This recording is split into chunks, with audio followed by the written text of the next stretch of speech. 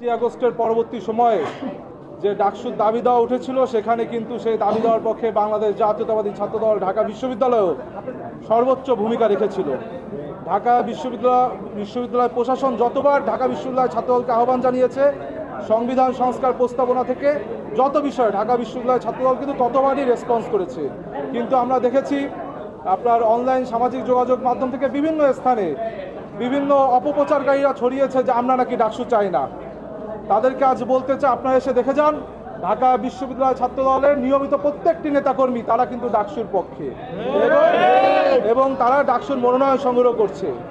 আমাদের সাংগঠনিক অভিভাবক ছাত্রদলের দেশনায়ক জনাব তারেক রহমান, এখনও আমাদের কিন্তু প্যানেল চূড়ান্ত হয়নি। আজকে রাতে ইনশাল্লাহ আমাদের প্যানেল চূড়ান্ত হবে। এর পূর্বে আমরা যারা ছাত্রদল নেতাকর্মী রয়েছে আমরা শিক্ষার্থীদেরকে সাথে নিয়ে আমাদের মনোনয়ন ফর্ম সংগ্রহ করেছি।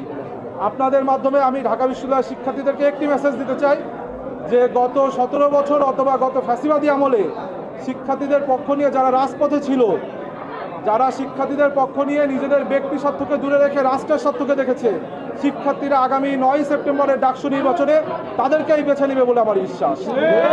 এবং আমরা একটি স্লোগানকে সামনে রেখে এগিয়ে যেতে চাই, সেটি হলো, আপনারা জানেন আমাদের ঢাকা বিশ্ববিদ্যালয় এক সময় একটি গৌরবোজ্জ্বল ইতিহাস ছিল।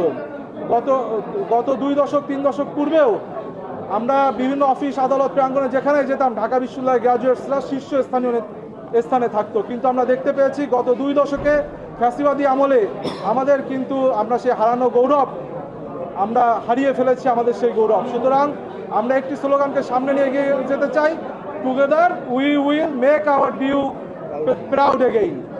আমাদের স্লোগানটি হলো will make DU proud again.